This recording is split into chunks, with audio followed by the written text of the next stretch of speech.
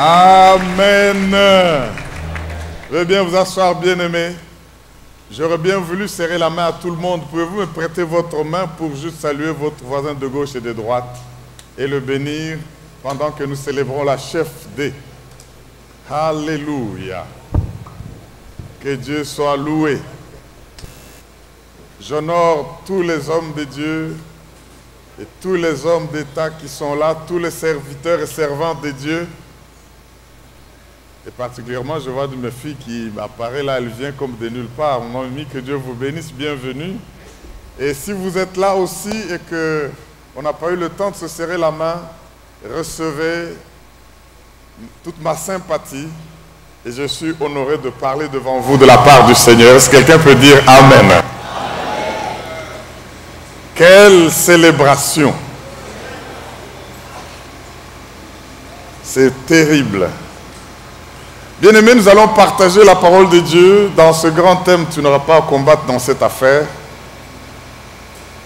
Je nous ai parlé la fois dernière de la nouvelle génération d'hommes, la génération des hommes réels. Laissez-moi encourager tout le corps de Christ en général et les ministères chrétiens Logos en particulier de travailler au bon fonctionnement du département des hommes.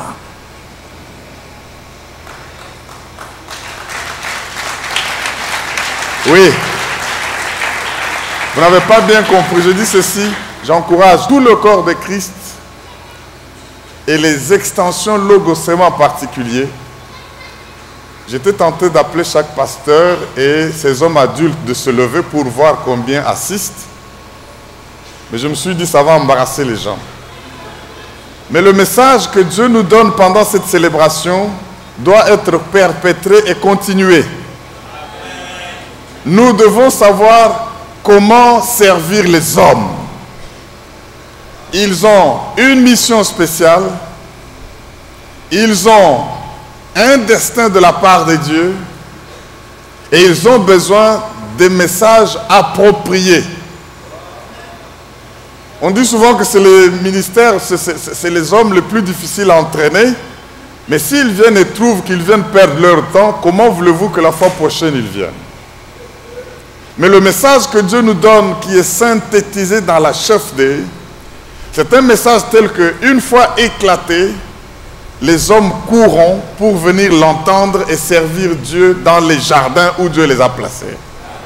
Oh, mais je sais que le Seigneur est en train de faire quelque chose. Je me suis dit, cette célébration a fait une percée, un breakthrough, pour que plus jamais le travail auprès des hommes ne soit le même.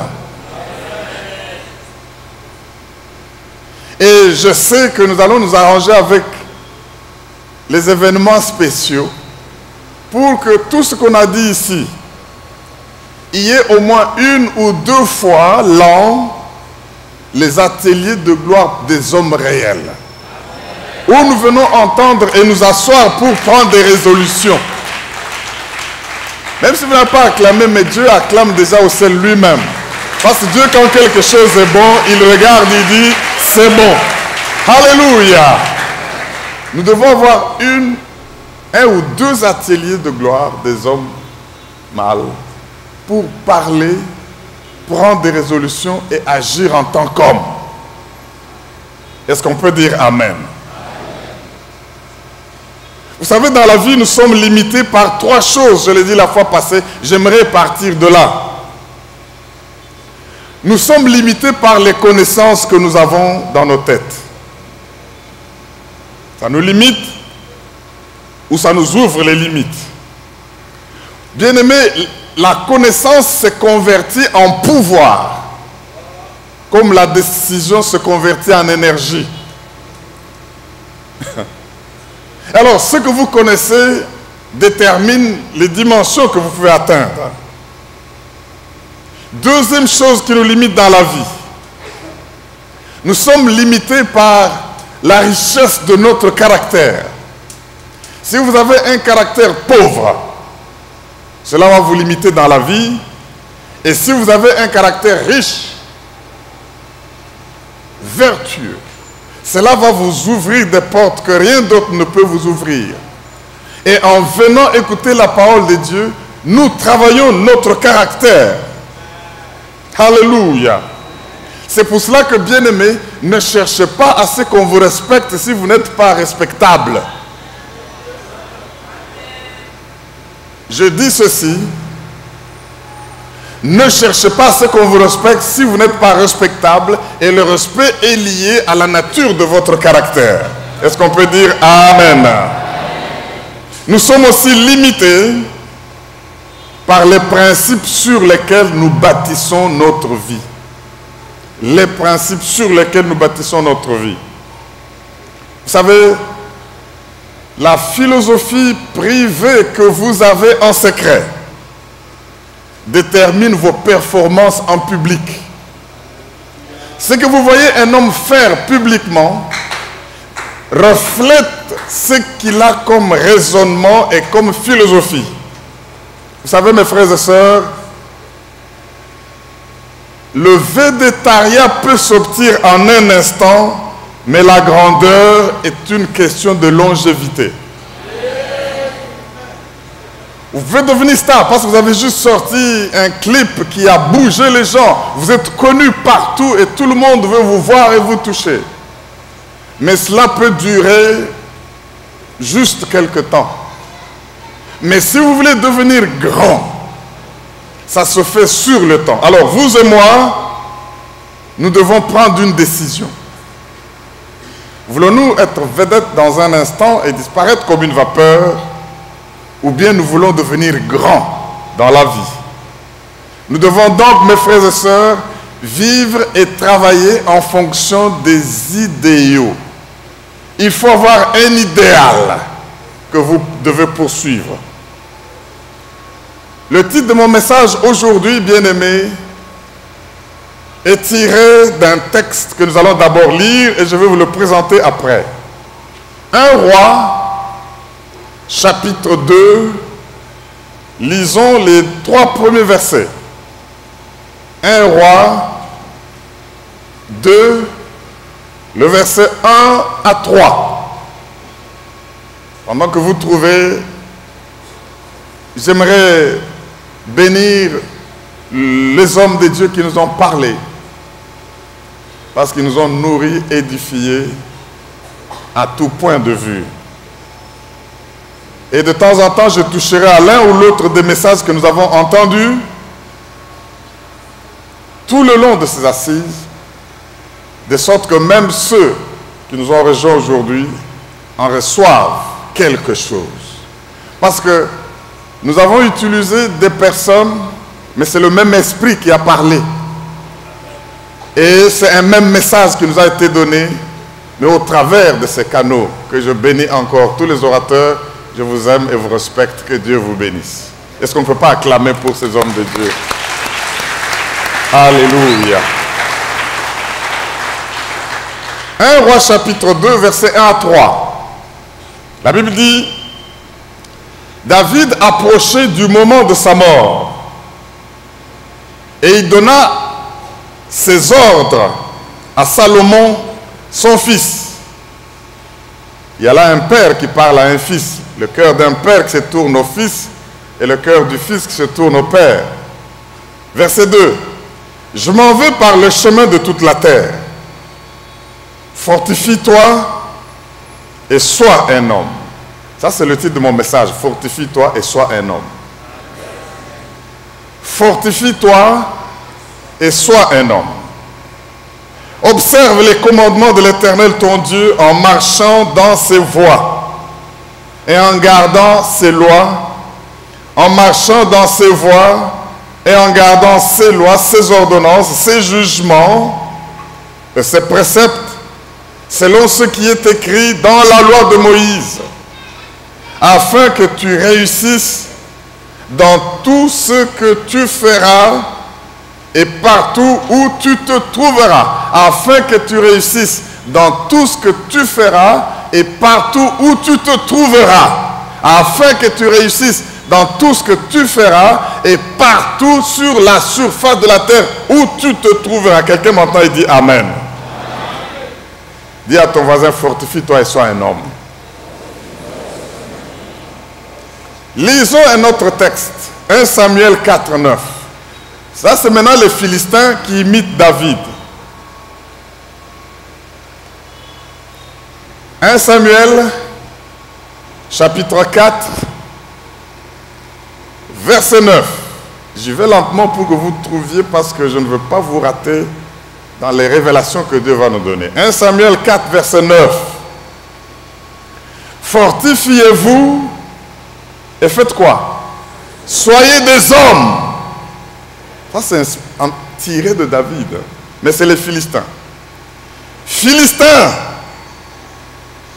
de peur que vous ne soyez asservis aux Hébreux comme ils vous ont été asservis. Soyez des hommes et combattez. Waouh! Bien-aimés, j'ai un témoignage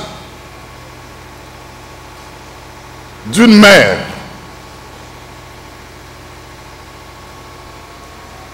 qui conseille son fils qui venait de se marier. Je m'adresse aux chefs, je m'adresse aux hommes.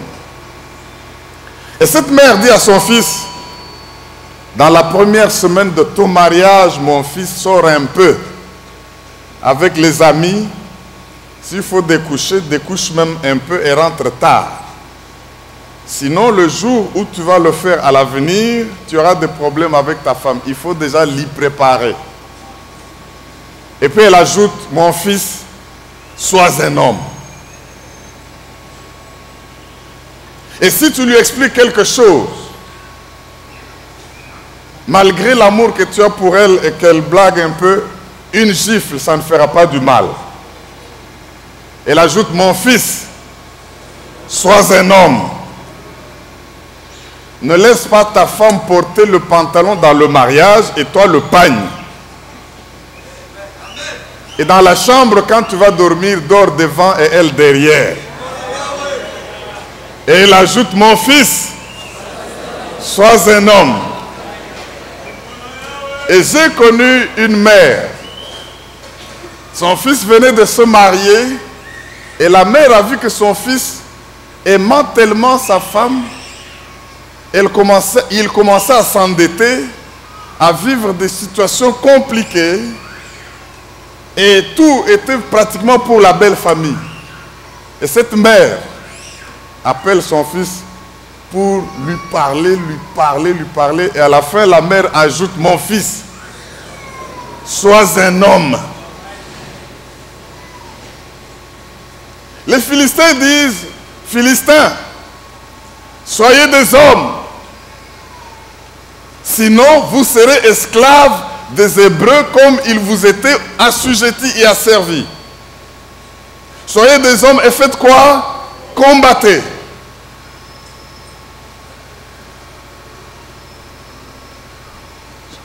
J'ai assisté à un deuil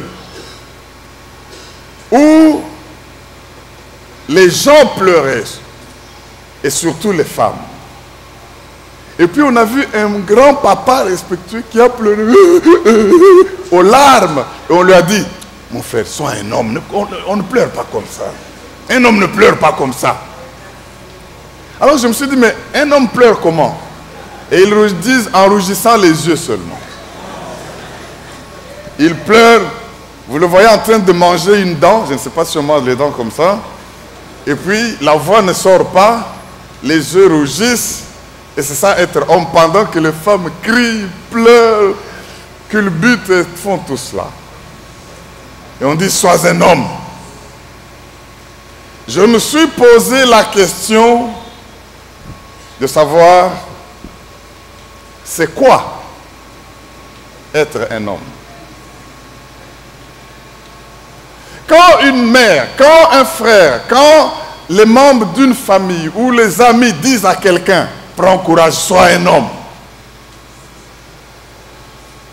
ils veulent lui dire quoi? Ça ne veut pas dire que cet homme-là n'a pas le sexe mâle.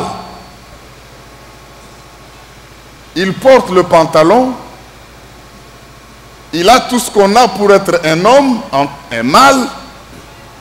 Mais j'ai compris que tu peux être un mâle sans être un homme. Oh oh. J'ai dit ceci. Tu peux être un mâle parce que tu es du sexe masculin, mais dans ta façon de faire les choses, tu peux ne pas être un homme.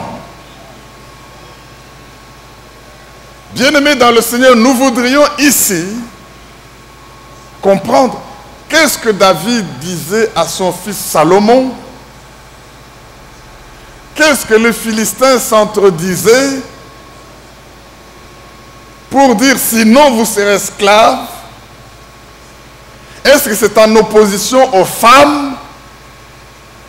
Parce que comme on a vu là, dans les coutumes et les habitudes, on dit ne sois pas une femme à la maison, sois un homme.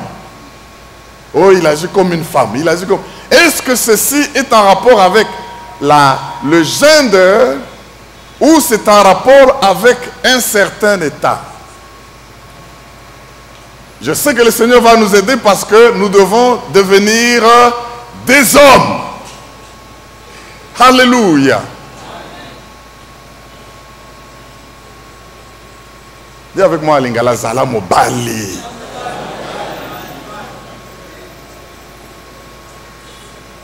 Mes frères dans le Seigneur, quand j'ai médité cette parole, beaucoup de choses me sont passées à l'esprit et j'ai vu que nous manquons des hommes dans l'église.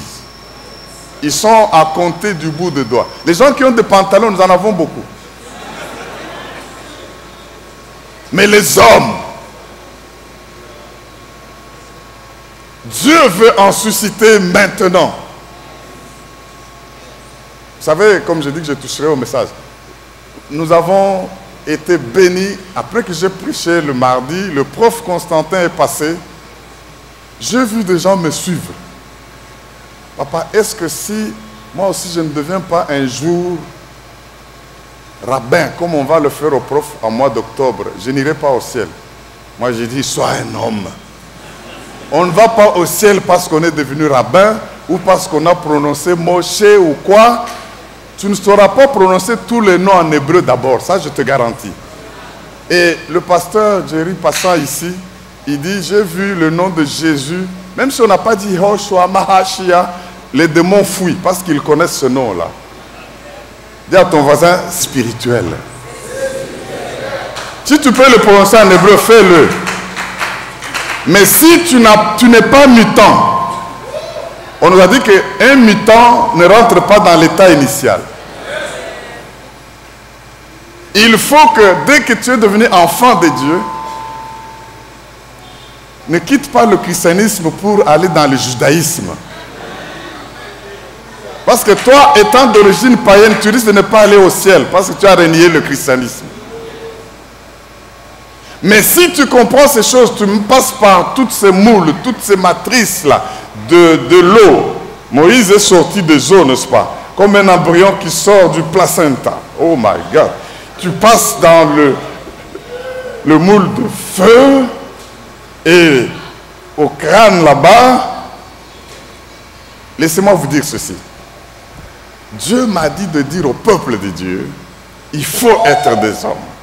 C'est-à-dire quoi? Je n'ai pas encore commencé le message. Il faut que vous compreniez une chose. C'est que si pour aller au ciel,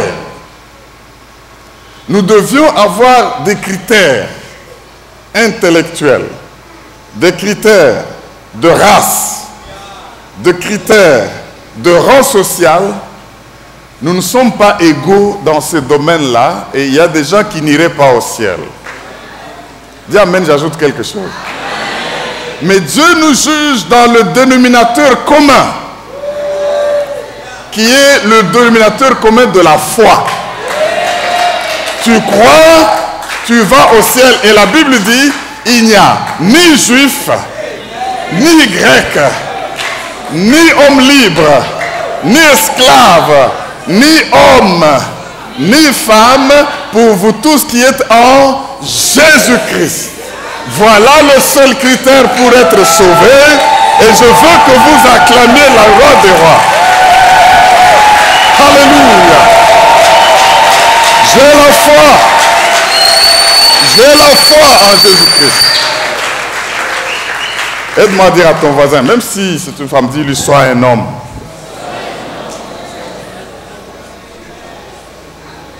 Ne cherche pas aussi à aller avoir un diplôme chez les jésuites pour dire que Jésus... Non, ça n'a rien à voir avec aller au ciel ni être sauvé.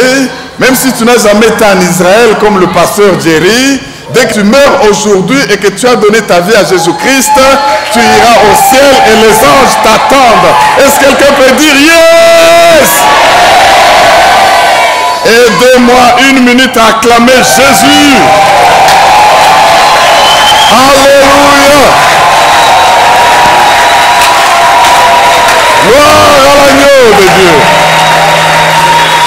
Merci Jésus. Au nom de...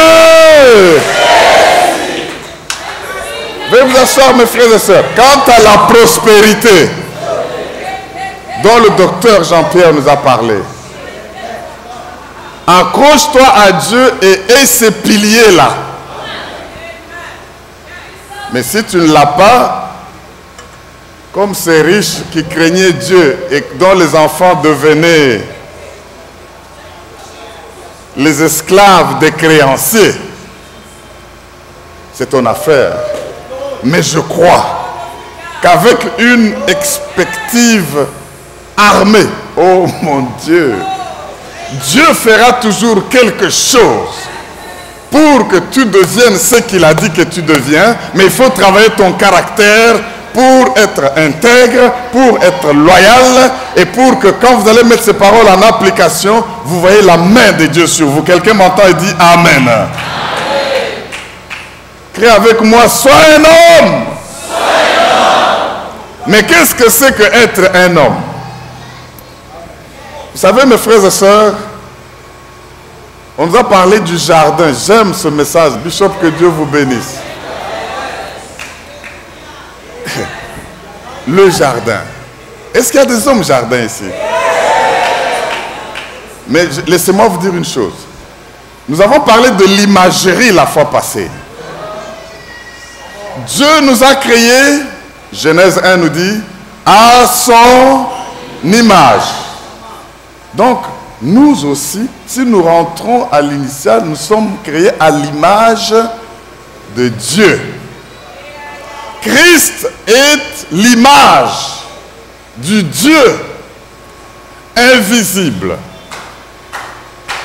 Alors en tant que tel, s'il est le jardin, si toi aussi tu es le jardin, s'il est le jardinier, toi aussi tu seras un jardinier. Acclame, je vais te dire une chose. Merci Jésus. Le jardinier, c'est ça l'avantage des enfants de Dieu, des hommes. Christ est sacrifice et il est sacrificateur. Il est jardin, il est jardinier. Laissez-moi vous donner un conseil. Ne cultivez pas les choses que vous n'êtes pas prêt à manger dans votre jardin. Je vais quelque part, je dis ceci. Ne cultivez pas les choses que vous ne pouvez pas consommer dans votre jardin. Quelqu'un dit Amen. Amen. Vous savez, dans les jardins, la différence entre le jardin et la brousse, à part le désert, il y a aussi des brousses qui ne sont pas des jardins. C'est que les choses en brousse poussent d'elles-mêmes. C'est pourquoi c'est sauvage. Donc, un homme qui n'est pas du jardin est sauvage. Mais les choses du jardin, les choses là sont cultivées. Ça veut dire que quand les choses là sont cultivées, cela veut dire que ça demande une certaine discipline. Dans le jardin de Dieu, tu peux dire comme moi, maman Judith, j'ai dû vivre 36 ans de mariage lié à une seule femme. Mais en brousse, on ne cultive pas ça. Ne demandez pas à un chien de se lier à une seule chaîne. Hein? Ça, c'est des choses qui ne sont pas naturelles, mais c'est des choses qu'on doit cultiver. Dans notre jardin, on ne fait pas comme le docteur Jean-Jacques, œil pour œil, 5 minutes pour 5 minutes. Non, non, non, non. Dans notre jardin, c'est on te gifle à la joue droite, tu donnes mais ça, il faut le cultiver. La culture, il y a des choses où vous devez prendre une discipline du fait que vous êtes dans le jardin. Et vous allez en manger le fruit. Bon, lisons le texte pour répondre à la question. Sois un homme.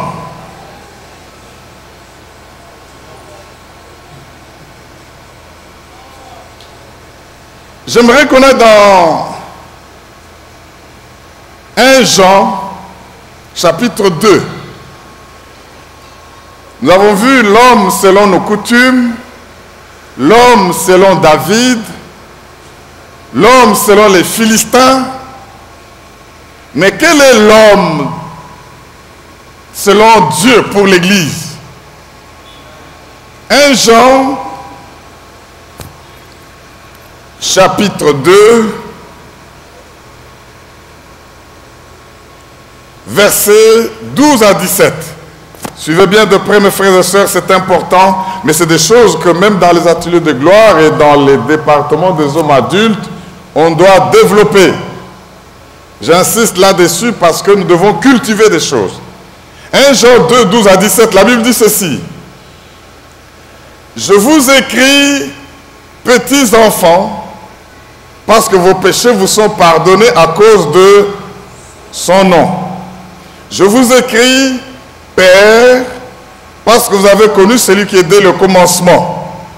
Je vous écris, jeunes gens, parce que vous avez vaincu le malin. Je vous ai écrit, il revient, petits enfants, parce que vous avez connu le Père. Je vous écris, Père, parce que vous avez connu celui qui est dès le commencement.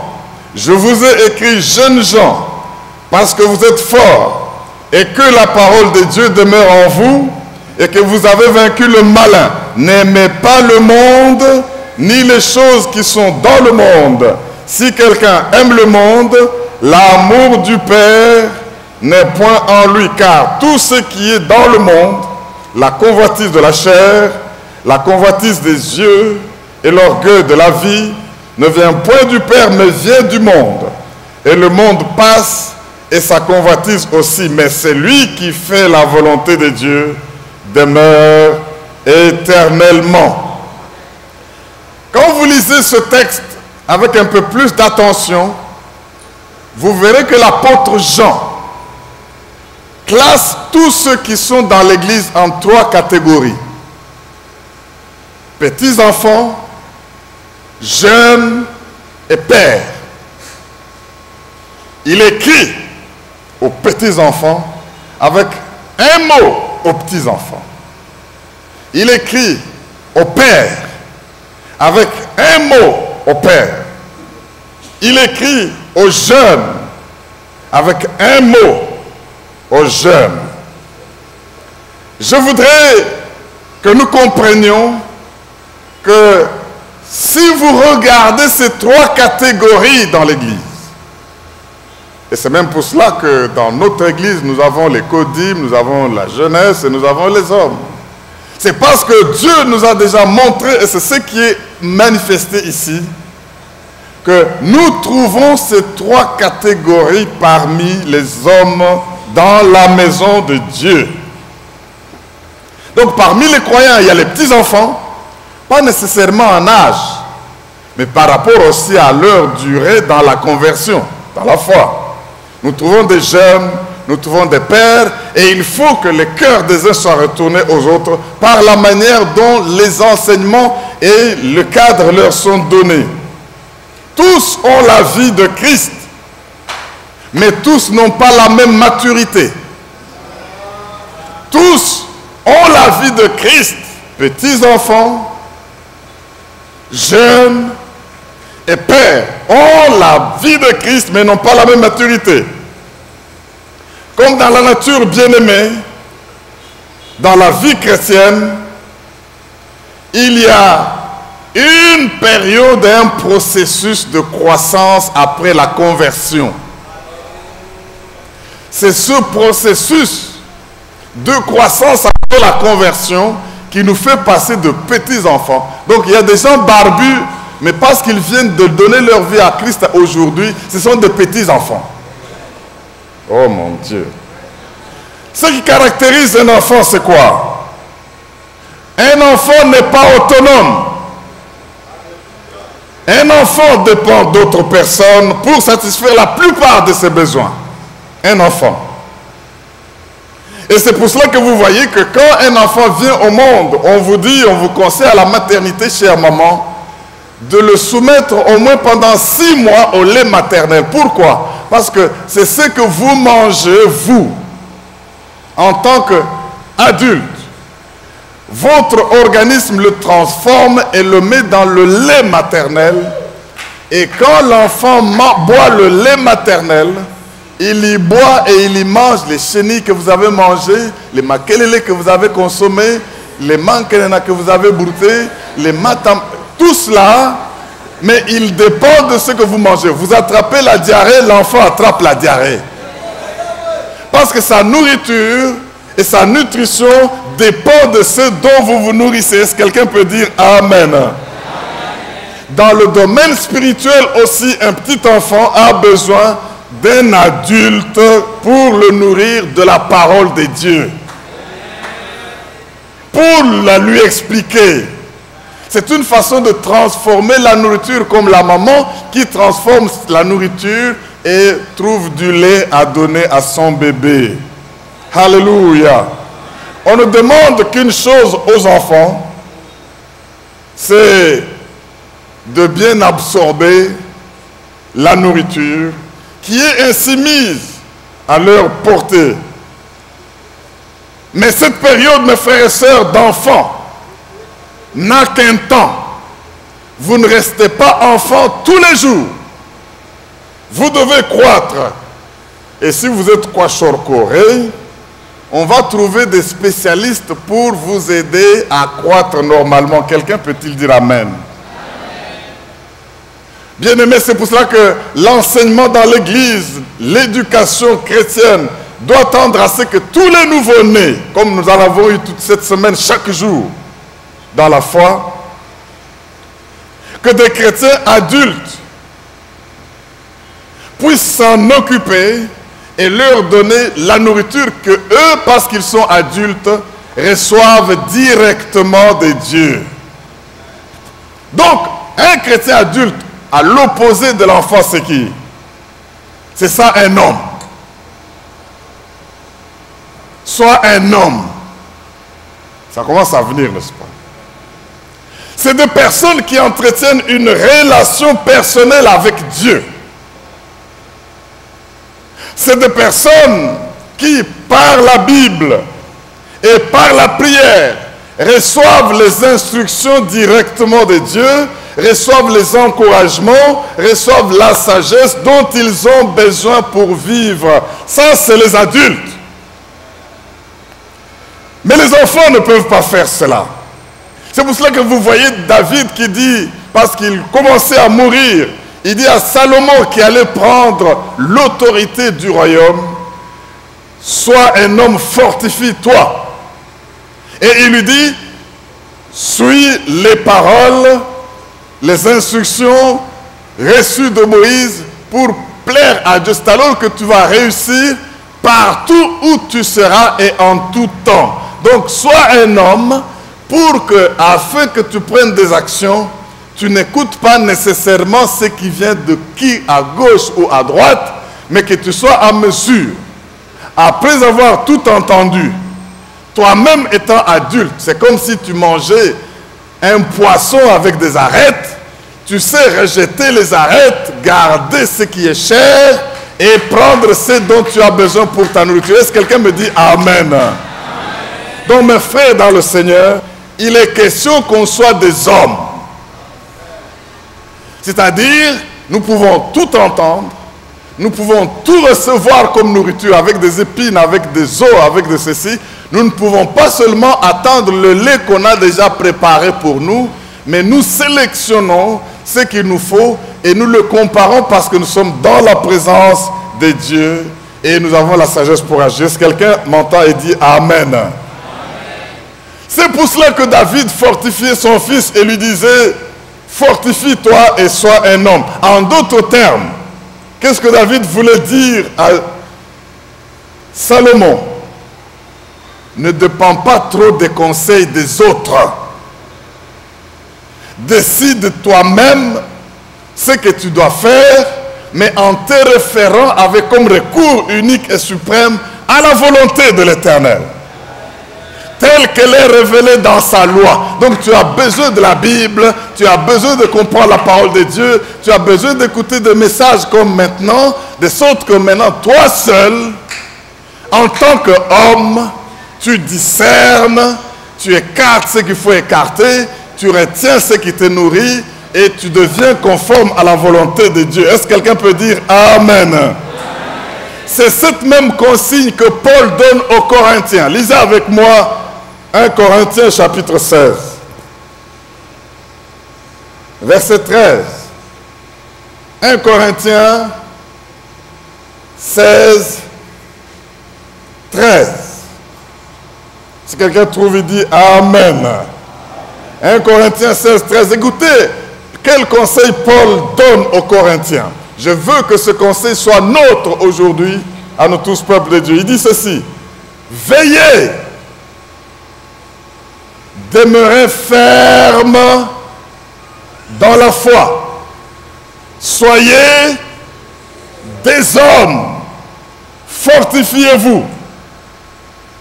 Amen.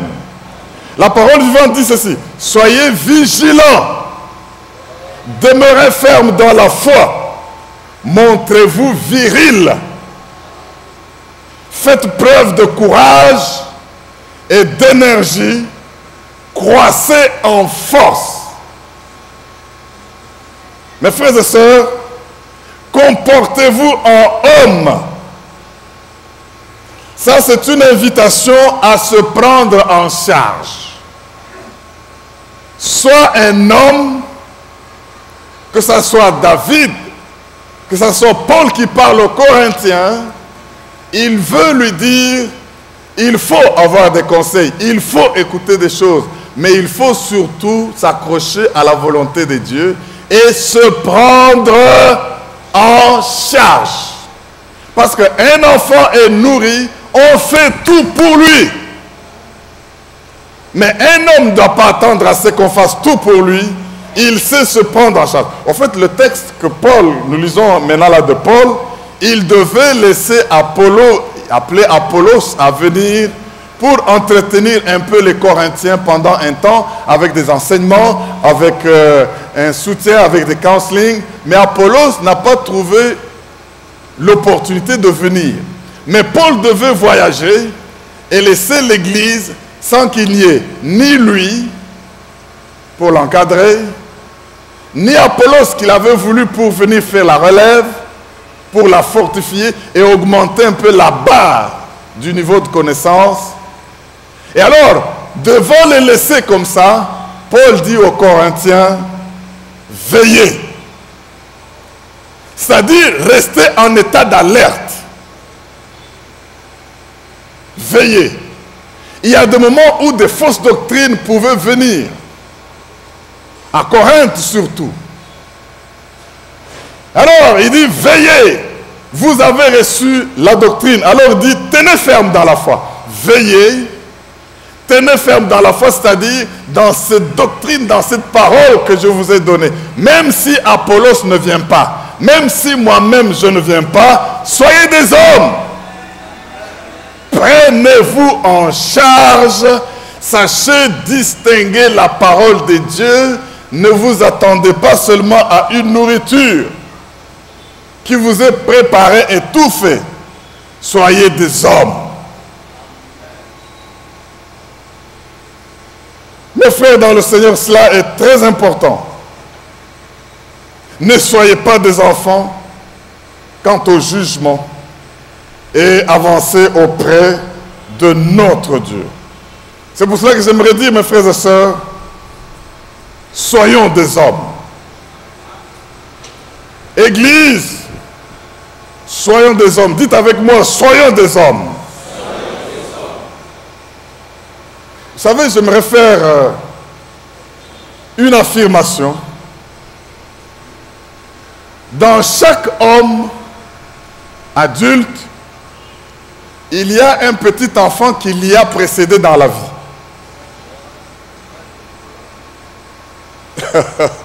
Il y en a qui ne m'ont pas encore compris.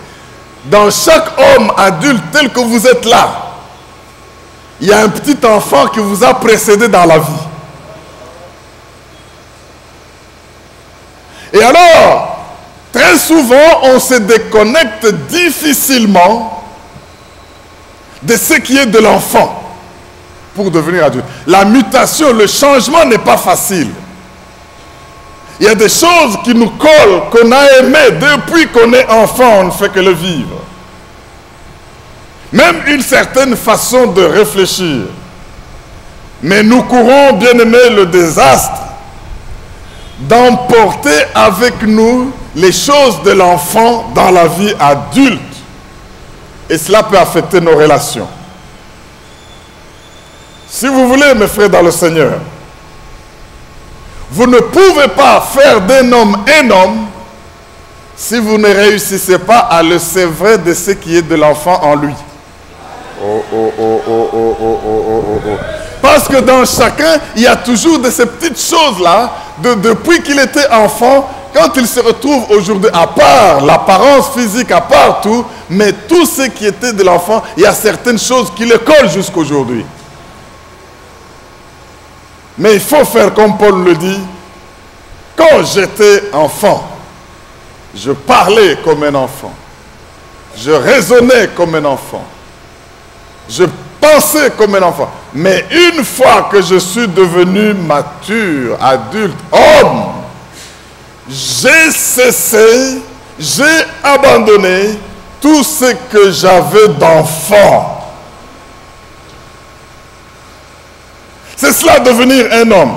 Vous savez, quand je regarde ce que Paul dit dans Galates chapitre 4, verset 1 à 7, il dit « Aussi longtemps que l'héritier est un enfant, je dis, il ne diffère en rien d'un esclave, quoi qu'il soit le maître de tout. Mais il est sous des tuteurs et des administrateurs jusqu'au temps marqué par le Père.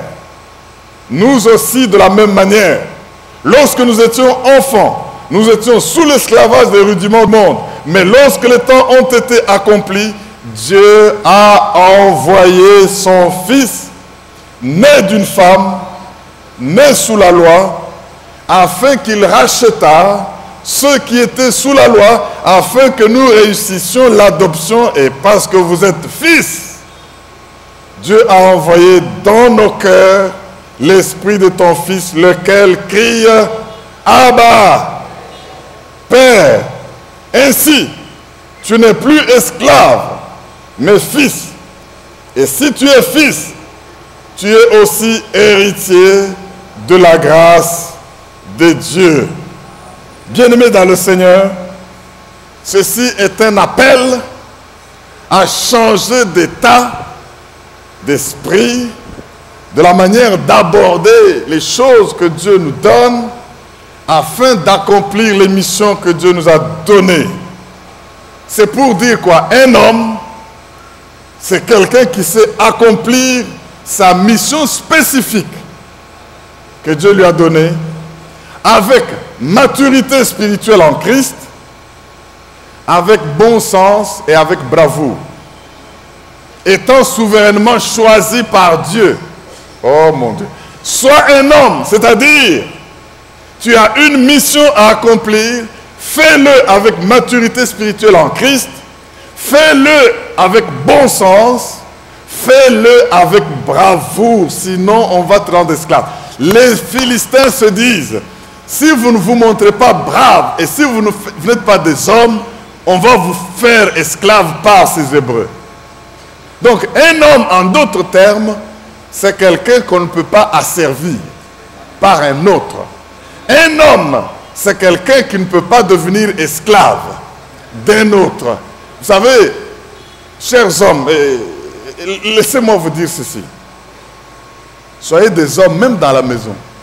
Comme je disais là, il y a des gens qui sont devenus endettés jusqu'aux dents, toujours pour faire plaisir aux femmes. Il ne regarde pas ses moyens, mais il a une femme qui veut tout. Mais si tu ne te fais pas homme, tu vas devenir esclave des dettes. Et les Kinois disent, Soki olingo yebana salanini. Hein? Soki olingo yebana kota nyongo. C'est-à-dire, pour ceux qui ne connaissent pas le lingala, si tu veux que tu sois populaire et connu, endette-toi. Et là, je dis aux hommes, faites quoi? Hein? Soyez des hommes. Il y a aussi des choses qu'il faut refuser. Je ne sais pas, tu commences seulement à plaindre, mais ma femme, elle est toujours comme ça, ma femme. Écoutez, bien aimé, est-ce qu'au Congo ici, si aujourd'hui, comme en Inde, on décide que les femmes commencent à doter les hommes, vous allez accepter? Pourquoi pas? En Inde, c'est les femmes qui dotent les hommes. Bon, si nous décidons aujourd'hui, tu veux épouser mon fils, j'en ai 2 qui sont restés. On m'a envoyé une photo de famille où j'ai vu 2 garçons sans femme. Alors, on décide que maintenant, c'est les femmes qui dotent. Les hommes vont se sentir diminués. Ils vont sentir qu'ils sont moins hommes. Mais est-ce que vous êtes homme parce que vous dotez ou parce qu'on vous dote? Dis à ton voisin, sois un homme. C'est pour dire, mes frères et sœurs, les rôles peuvent changer. Les Indiens qui le font là ne sont pas des bêtes. Et ils vivent comme ça, ils ont adopté cela. Et je voudrais que nous comprenions que Dieu nous a donné une mission. Écoutez, nous avons vu que les 3 grandes caractéristiques de l'homme, quand Dieu l'a créé dans le jardin, quand le bishop nous en a parlé, premièrement, c'est la primauté. Dieu, pourquoi n'a-t-il pas créé la femme avant? Et il n'a créé que l'homme avant. Pas parce que l'homme est plus important que la femme, mais parce qu'il veut lui confier un rôle que les premières choses occupent. La loi des premières choses, même dans la maison, si on veut détruire une famille, on coupe la tête et la tête c'est l'homme. Et puis, une fondation sur laquelle tout va s'appuyer. Ma soeur, vous qui ne vous êtes pas encore mariés, quand un homme viendra pour vous demander la main, posez-lui la question, es-tu dans le jardin ou en brousse? Parce que s'il est en brousse, c'est un sauvage. Il n'a rien cultivé. Ce n'est que dans le jardin où on cultive certaines choses. Et s'il est sauvage, le mariage pour lequel tu pleurais là va devenir un sujet de prière. Parce que toi qui es dans le jardin, ce n'est pas facile de vivre avec quelqu'un qui est dans le désert ou en brousse. Alléluia. Et s'il est dans le jardin, dis-lui, pourras-tu me supporter, me prendre en charge? Parce que si tu es homme, tu dois être une fondation pour ta maison. Si tu es homme, tu dois porter tes enfants et ton premier fils qui est ta femme. Si tu es homme, ils doivent s'appuyer sur toi sans crainte de tomber. Est-ce que quelqu'un peut dire Alléluia? Alléluia. Primauté suivi de lieu. Dieu a créé l'homme et ne l'a pas placé n'importe où sur toute la terre. Il veut te voir fidèle dans peu de choses pour te donner beaucoup de choses. Il veut te voir fidèle dans un jardin pour te donner le monde entier. C'est pourquoi il dit la gloire de Dieu couvrira la terre comme les eaux couvrent le fond des mers. Le lieu là, c'est le jardin d'Éden. Bien-aimé, tu es embobiné dans tes fibres et créé par Dieu pour ne pas vivre loin de Dieu. Comme un poisson ne peut pas vivre en dehors de l'eau sans mourir, un homme qui sort de la présence de Dieu, il sort du jardin d'Éden, il est appelé à mourir. Même si vous l'avez bougé, laissez les morts enterrer leurs morts. Ça parle des gens qui ne sont pas dans le jardin d'Éden. Et troisième caractéristique de l'homme, à part le fait qu'il est créé en premier et qu'on l'a placé dans un milieu précis, le lieu de la présence de Dieu, le lieu de la communion avec Dieu, on lui a donné une mission spécifique. Tous, hommes et femmes, doivent dominer sur la terre, l'assujettir. Amen. Mais ça veut dire quoi? Quand l'homme et la femme doivent dominer, ça ne veut pas dire qu'ils vont faire nécessairement les mêmes choses. Vous savez, quand les armées vont en guerre, quand on vous dit que l'armée a gagné là, il y en a qui n'étaient qu'à la cuisine faisant le foufou pour les autres. Quand on vous dit qu'on a gagné là, il y en a qui n'étaient que des mécaniciens pour que les chars de combat ne tombent pas en panne. Eux n'ont jamais tiré des armes. Mais ils font que quand les chars marchent, qu'ils puissent aller jusqu'au bout. Il y en a qui n'étaient là que pour être des informateurs, des infiltrés pour la stratégie. Mais quand la victoire arrive, l'armée a remporté la victoire. Mais comment est-ce que l'homme et la femme dominent sur la terre? Nous ne devons pas devenir une race en voie de disparition. L'homme n'ira jamais dans la maternité pour mettre au monde. Mais la femme doit concevoir, tomber enceinte, aller dans la maternité. Elle a été conçue comme ça pour cette mission et produire des enfants pour que nous ne puissions pas disparaître. En cela, ce rôle que la femme joue, c'est un rôle pour permettre à l'humanité de régner et de dominer sur la terre. Mais elle aussi, si personne ne lui donne la grossesse, ça veut dire qu'elle ne peut pas jouer son rôle. Il faut que quelqu'un d'autre fasse... Oh, est-ce que je parle aux gens ce soir? Acclamons le roi des rois, le Dieu vivant. Alléluia. C'est de cette manière-là que Dieu leur a dit, soyez féconds, multipliez, remplissez la terre et l'assujettissez. Mais c'est chacun jouant son rôle. C'est pour cela, bien-aimés, je reviens à cette recommandation que le Seigneur nous a donnée en disant, soyez des hommes. Sachez vous prendre en charge. Sachez abandonner ce qui est de l'enfant. Ça n'a pas nécessairement le rapport avec être femme ou ne pas être un animal. Non, ça veut dire faites des choses sur les révélations que Dieu vous donne. Croissez dans la connaissance. Parce que dans la maison de Dieu, il y a des petits-enfants, il y a des jeunes, il y a des pères. Mais les pères ont été jeunes un jour, les jeunes ont été petits-enfants un jour, mais on ne va pas vouloir que les jeunes restent des petits-enfants à toujours. On ne va pas vouloir que les jeunes ne deviennent pas des pères un jour, et on veut leur dire, soyez des hommes. Est-ce qu'on peut dire Amen? Amen. Tenons-nous debout avec nos Bibles, en acclamant très fort le roi des rois. Oyapakatara. Tu peux acclamer et pousser des cris de joie. Merci Jésus. Alléluia. Ouvrez avec moi vos Bibles, bien-aimés, dans 2 Chroniques. C'est une recommandation à laquelle le Seigneur me demande d'insister et de revenir encore aujourd'hui. 2 Chroniques 29, 8 à 11. Il y a beaucoup de choses que nous devons parler aux hommes pour que nous comprenions ce que c'est qu'être un homme.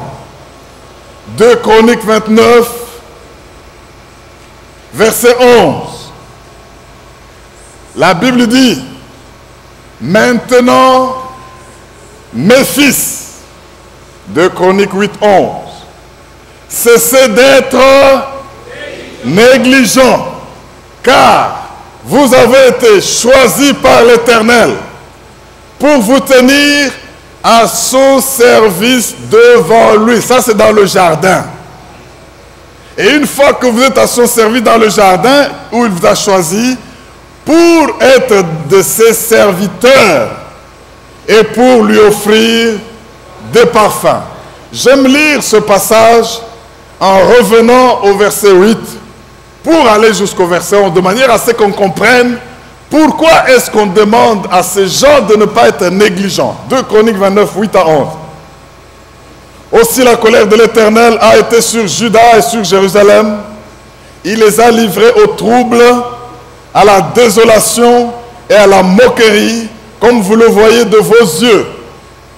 Et voici, à cause de cela, nos pères sont tombés par l'épée, et nos fils, nos filles et nos femmes sont en captivité.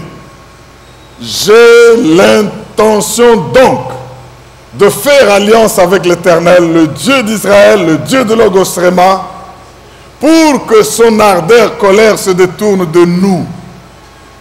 Maintenant, ça c'est lié à l'intention de faire l'alliance pour que la calamité cesse. Maintenant, mes fils, cessez d'être négligents, car vous avez été choisis par l'Éternel pour vous tenir à son service devant lui, pour être ses serviteurs, pour lui offrir des parfums. Est-ce qu'on peut acclamer la parole de Dieu?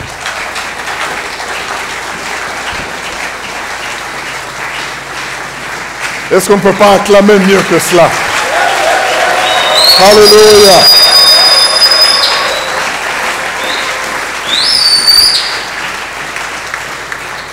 Bannis l'esprit de négligence. La négligence de quoi? De son appel. Vous avez été choisis. Choisis pour faire quoi? Pour servir Dieu en vous tenant en sa présence. Dans sa présence, il y a d'abondantes joies. Dans sa présence, il y a des révélations. Dans sa présence, il y a l'esprit de prophétie. Dans sa présence, il y a la guérison. Dans sa présence, il y a tout ce dont vous avez besoin. Et quand vous vous tenez en sa... Ce n'est pas accordé à tout le monde. Vous pouvez maintenant le servir et faire monter vers lui des parfums. Vous ferez des choses, dis-je, que le monde verra en peu de temps. Vous allez abattre des grands travaux. Vous allez avoir des grands biens. Et quand les gens verront ces choses, ils vont louer le Dieu qui vous a béni. Et c'est un parfum qui monte vers lui. Est-ce que quelqu'un peut dire Alléluia? Pour ce que vous faites, bien-aimés, vous méritez de faire des exploits pour que les gens glorifient le Seigneur au vu de ce que vous faites. C'est ça, faire monter de parfum auprès de Dieu. J'aimerais que tu décides et tu dises, je cesse d'être négligent. Quant à mon appel, je cesse d'être négligent. Je suis choisi pour...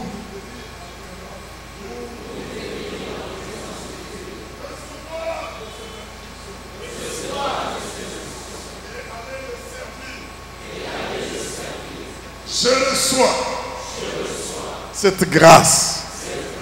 Merci Seigneur de faire que dans la vie, nul ne me fasse son esclave. Parce que je serai un homme. Je me fortifierai et je me tiendrai toujours en ta présence. Cette grâce est sur vous. Au nom puissant de Jésus.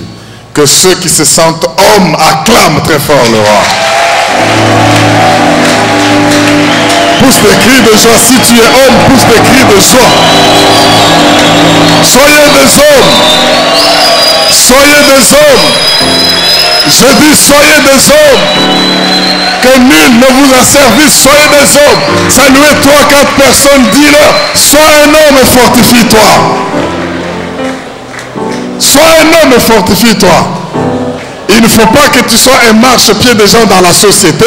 Il ne faut pas que tu sois quelqu'un que tout le monde regarde et détruit. Il ne faut pas quelqu'un quand tu arrives, on dit rien n'est arrivé. Sois un homme. Je veux que des hommes, encore une fois, fassent que le diable entende qu'il y a des hommes là-bas.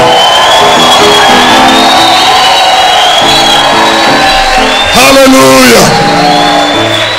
Alléluia. dire comme des femmes, non. Il ne faut pas marcher, marcher comme des hommes. Et c'est les hommes peuvent acclamer. Merci Jésus. Bien-aimés, j'aimerais que vous me compreniez. Ceci n'est pas une question de sexe. C'est une question de bravoure. C'est une question de maturité. C'est une question de se tenir en présence de Dieu et agir conformément.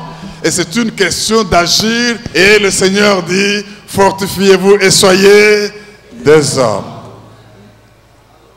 Oh mon Dieu. Je voudrais, avant de déclarer close la première édition,